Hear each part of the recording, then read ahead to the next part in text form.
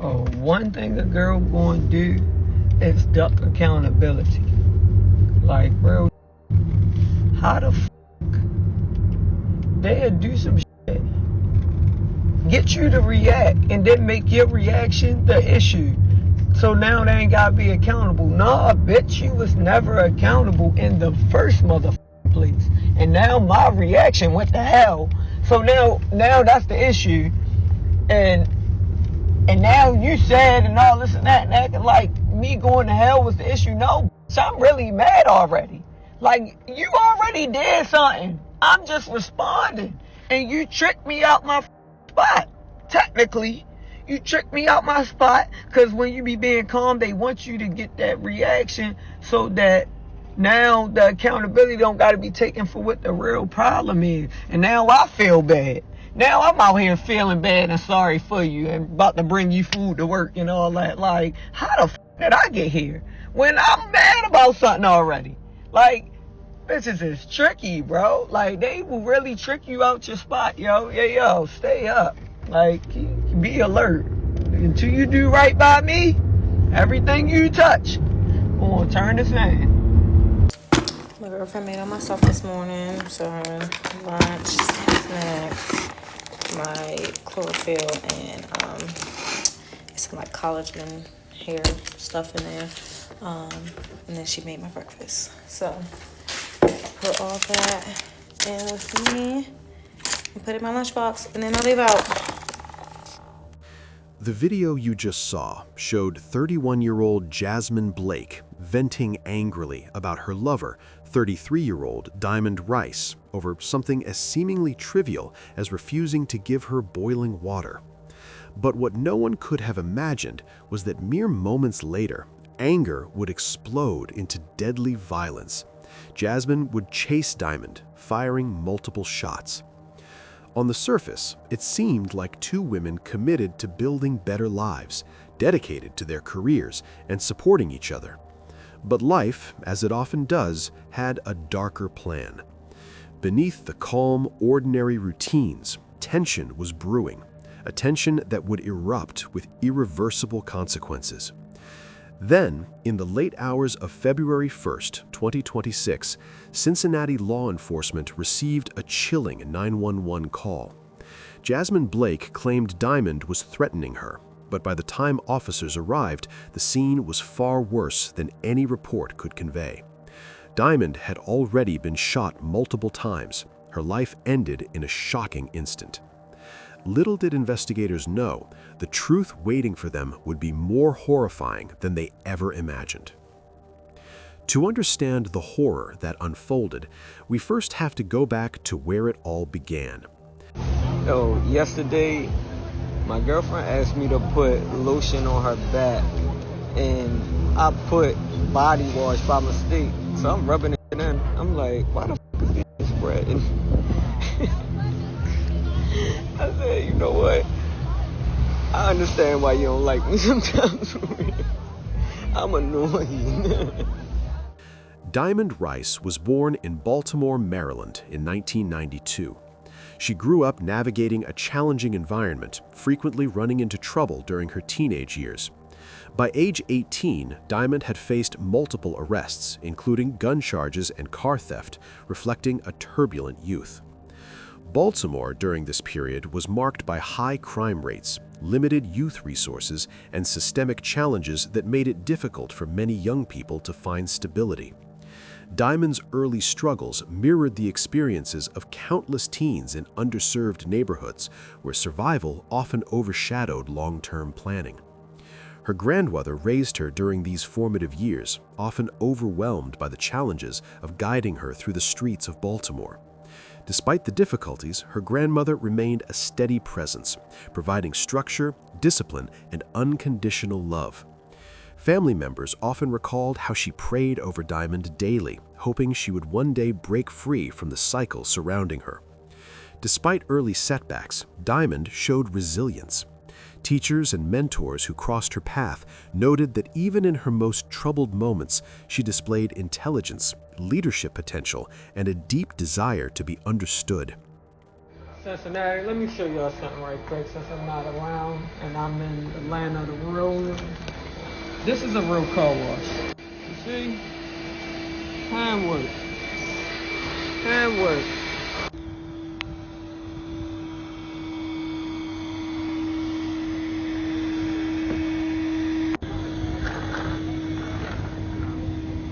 What's going on though? Everybody working.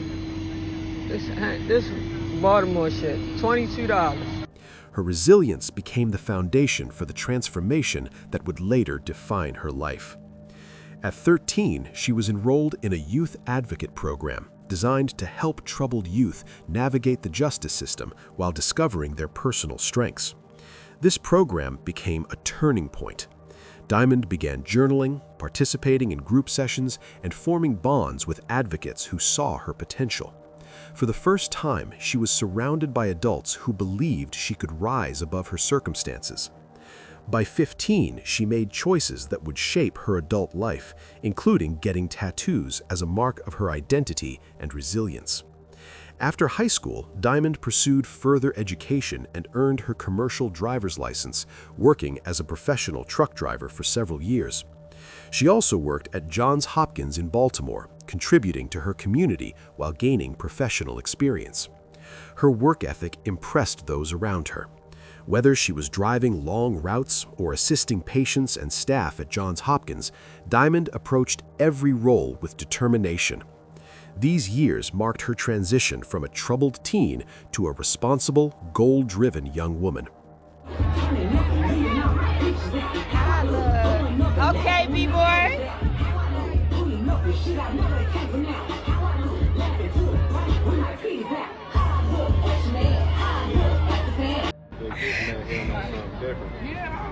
You fucking with it? One, you know what I mean? This nasty. Why she have you put that nasty shit on there? But whatever. That's that Baltimore shit. That's that what? I can't stand her.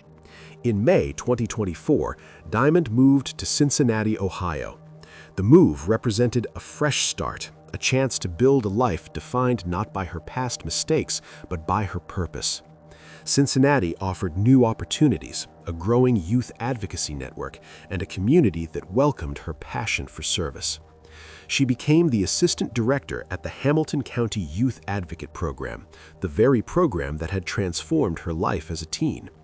In that role, she mentored young people who faced the same difficult paths she had once known, helping them discover hope and purpose. Her work was deeply impactful, and she quickly became known for her intelligence, warmth, and ability to inspire change in the community. Colleagues often said Diamond was living proof that transformation was possible. She used her own story not as a source of shame, but as a tool to reach young people who felt lost. Her authenticity made her relatable, and her success made her a symbol of hope. Diamond also pursued a bachelor's degree in social work while continuing to work full-time. Her ambition extended to writing and becoming an author, demonstrating her relentless drive to make a positive impact on the world. Family was central to Diamond's life. Diamond's parents, Wanda Summons and Scotty B., recalled her as loving, intelligent, and resilient. Her mother described her as the heart of the family, a young woman capable of connecting with everyone around her. Her father noted that Diamond often shared her personal challenges with him, including the difficulties she faced in her relationship with Jasmine Blake shortly before her death. They had shared guidance and support, unaware that these would be their final words together. Diamond's family played an active role in supporting her, celebrating her milestones and accomplishments, especially her career and educational pursuits. She was a beacon of hope and positivity, even as she juggled grief and personal stress. Diamond was in a committed relationship with 31-year-old Jasmine Blake. Both women had come from Baltimore, though their upbringings differed greatly.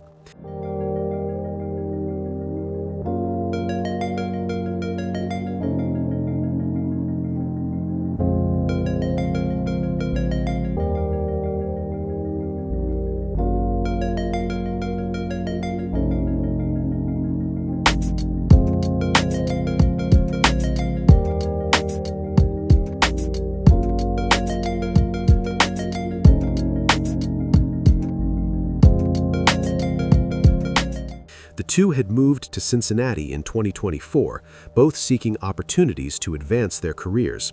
Diamond to work with youth advocate programs, and Jasmine to pursue her goal of becoming a nurse anesthesiologist. Jasmine pursued nursing, eventually becoming a student nurse specializing in cardiac surgery, and later enrolling in the University of Cincinnati Doctor of Nurse Practice program to become a certified registered nurse anesthesiologist.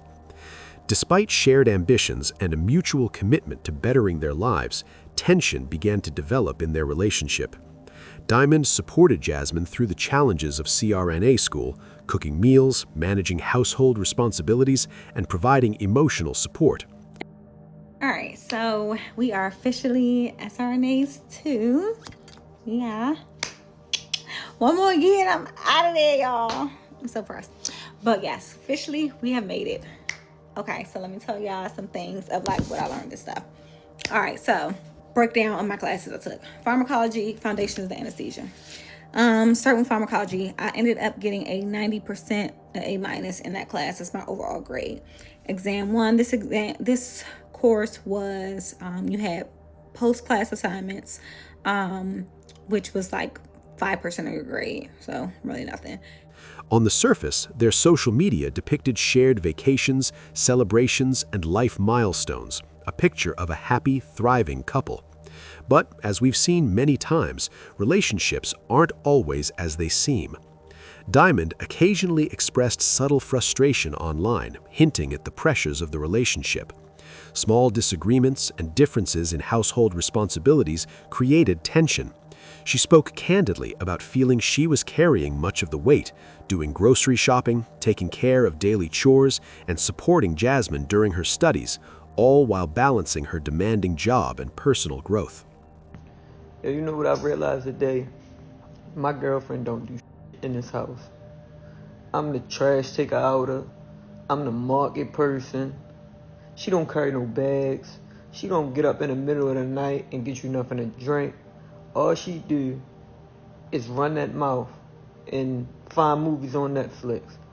Like, miss, sweetheart, what is your skill? What do you do? That mouth run faster than Chicago Richardson. Diamond was not perfect. She had endured hardship and made mistakes. Her personal life was intertwined with dedication to others and self-improvement. She had spent time in the criminal justice system as a youth, but had transformed her life into one of service, mentorship, and hope. She was widely respected by colleagues at YAP who recognized her passion and ability to connect with troubled youth. Her optimism was described as her superpower. She uplifted everyone around her. Yet, as life stressors mounted, including the tragic murder of Jasmine's younger brother, the cracks in the relationship would lead to a tragic event. On February 1st, 2026, Diamond's life was violently taken in Walnut Hills, Cincinnati. Law enforcement received a 911 call, reportedly from Jasmine Blake, claiming that Diamond was threatening her. When officers arrived, Diamond had already been shot multiple times and had succumbed to her injuries at the scene. Jasmine Blake fled the scene initially, but was later arrested around 2 a.m. in the early hours of February 2nd. She was charged with the murder of Diamond Rice. WLWT News 5, leading the way with breaking news. That breaking news, Cincinnati police have made an arrest in that overnight in Walnut Hills. Officers naming the suspect just in the last 15 minutes. Police say 31-year-old Jasmine Blake and 33-year-old Diamond Rice. Now, court records show the shooting allegedly happened during an argument on May Street at around 10 last night. Blake is charged with. She'll be arraigned on that charge at 9 o'clock this morning and will be in court to let you know what happened. Immediately after the shooting, Cincinnati police launched a homicide investigation in Walnut Hills. Officers secured the scene, collected ballistic evidence, and canvassed the neighborhood for witnesses. According to neighbors who witnessed the shooting, described the scene as chaotic and terrifying. Diamond had allegedly ran for her life while Jasmine chased her, firing multiple shots. Witnesses stated that Diamond was unarmed and that Jasmine had initiated the confrontation, raising serious questions about the self-defense claim. Some community members expressed skepticism about Jasmine's motives, noting that arguments in the home had escalated in the past, though never to this deadly degree. Social media accounts from those who knew Diamond painted a consistent picture. She was kind, driven, and never aggressive toward others. Many questioned how a person so devoted to helping youth and community members could meet such a violent end. There was no evidence to support Jasmine's claim of imminent danger. Ballistics confirmed that Diamond had been shot 7 times, and the trajectory suggested she was moving away from the shooter, contradicting any self-defense argument. Police also traced the 911 call to Jasmine Blake, who initially claimed that Diamond had threatened her. Cincinnati law enforcement classified the homicide as an intentional act of violence and charged Jasmine with first-degree murder. Her bond was set at $750,000, reflecting the severity of the alleged crime. A woman is dead and another woman is behind bars charged with her. Police say when they arrived last Sunday night at May Street near Burbank and Walnut Hills, they found 33-year-old Diamond Rice suffering from a gunshot wound. She died at the scene. Court records state the happened after an argument. Local 12's Chris Arnold spoke with Diamond Rice's dad, who talked about his daughter's legacy. Chris. Well, yeah, Dwayne, Diamond Rice is originally from Baltimore, and her dad, Scott, says she moved here about a year ago with her girlfriend, Jasmine Blake. Now, Blake made her first court appearance on Tuesday after she was arrested and charged with in Rice's death. She's very kind. She's always, trying to do for other people before herself. She was real intelligent. This is how Scott Rice is remembering his daughter, Diamond. He says she had been on the wrong side of the law at one point, but changed her life around. And one way was by getting involved with youth advocate programs in Baltimore. And so she started working part-time for YAP in Baltimore. And then it became full-time. Scott says she later transferred to the location in Hamilton County and worked her way into the role of assistant director. A lot of the kids they can't get to, she can. So she was good. She was good for that. She wasn't too old. He says he spoke with his daughter around 8:30 last Sunday night. They had talked about a disagreement she had with the woman she was dating, Blake. At 2:30 the next morning, he got a knock on the door from police. He started being a little nervous, right? I said, is it something bad? He said, yeah. He said, Diamond was last night. He said, it was domestic. I said, Jasmine Blake? He said, yeah. Honestly, I tried to reach out to Jasmine's mother because I know them. And I didn't get a response, but I just want answers. The Rice family has received plenty of support in the days that followed. Scott says about 100 people braved the cold Saturday night to pay their respects and honor Diamond's life at a vigil held in Baltimore. Through the support comes a void left in Scott's heart. It's going to start to really, really sink in that I ain't never going to talk to her no more. That I won't be able to tell her how proud I am of her. Well, YAP Hamilton County Director Nate Letts said in a statement in part that Diamond was a powerful force at YAP and will be sorely missed here and across the country. He says she was passionate about her work as assistant director and her optimism was her superpower. Dwayne? All right, Chris, thank you. By the way, Jasmine Blake remains in custody at the Hamilton County Justice Center on a $750,000 bond. Jasmine remained in custody pending trial while the legal system began sorting through evidence, witness statements, and social media posts documenting the events leading up to the homicide. The case immediately drew public attention, fueled by Diamond's well-known work in youth advocacy and the violent nature of the crime. The media highlighted Diamond's life story, emphasizing her resilience, dedication, and positive impact on the community, contrasting sharply with the tragic circumstances of her death. Some witnesses and acquaintances offered insights into the relationship between Diamond and Jasmine, noting tensions and alleged controlling behaviors. They highlighted that Diamond had been contemplating returning to Baltimore to escape a toxic environment. Friends described her as motivated, kind, and nonviolent, creating further doubt that she could have posed a lethal threat to Jasmine. The the Cincinnati community reacted with shock and outrage. In a city already grappling with rising concerns about community safety, Diamond's death felt like a painful blow, a reminder that even those who dedicate their lives to helping others are not immune to violence. Local leaders, activists, and residents expressed disbelief that someone so deeply committed to uplifting youth could be taken so suddenly and senselessly. Diamond Rice's death sent tremors through her family, friends, and the community she served. Her parents remembered her as a nurturing, intelligent, and devoted woman whose life centered on helping others. Friends and co-workers described her as a positive force, a professional whose energy and dedication transformed the lives of the youth she served. She shared her personal journey publicly, raising awareness and funding for the nonprofit she worked with. Her advocacy extended beyond the office. She mentored at-risk youth, participated in community events, and spoke openly about overcoming challenges from her past. Her death left a tangible void in the program, affecting staff, participants, and the wider community who relied on her leadership and example. The combination of her professional contributions and her personal warmth made the tragedy even more profound. Her co-workers said the office felt noticeably quieter without her laughter, and several young people she mentored struggled to process the loss of someone they viewed as a guiding light. A vigil was held at her grandfather's church, bringing together family, friends, and community members. Tears, prayers, and heartfelt speeches painted a portrait of a woman whose life had been full of purpose and promise. Her loss was felt deeply by those she touched, especially within the youth advocacy community, where she was seen as both a mentor and a role model. Candles lined the church steps, and attendees spoke about Diamond's legacy, not just as a victim of tragedy, but as a woman who changed lives.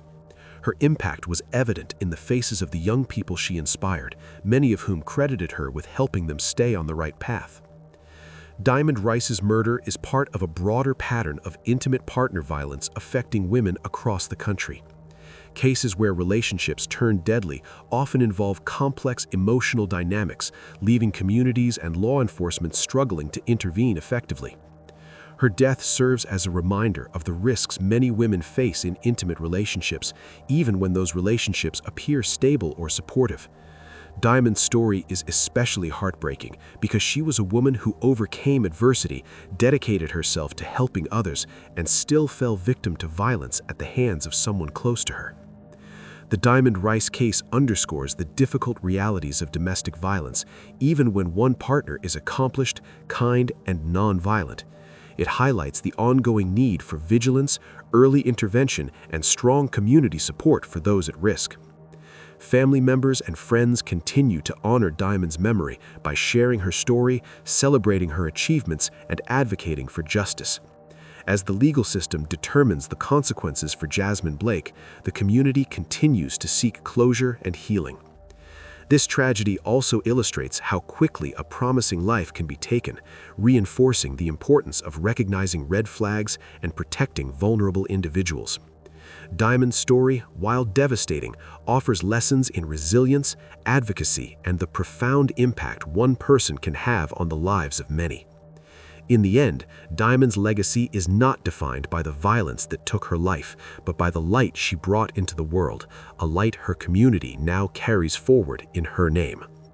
What do you think about it? Let us know in the comments below. And if you found this story intriguing, please like, share, and don't forget to subscribe for more stories like this.